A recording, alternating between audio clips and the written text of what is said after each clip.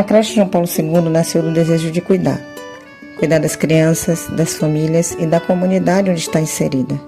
Aqui, todos os dias, acolhemos cada criança com atenção, respeito e carinho. Entre brincadeiras, descobertas e aprendizados, as crianças constroem vínculos, desenvolvem habilidades e vivem a infância com dignidade. Cada espaço, cada atividade, cada gesto são pensados para garantir um ambiente seguro, educativo e afetivo. Mais do que um lugar de aprender, a creche João Paulo II é um espaço de proteção, convivência e esperança.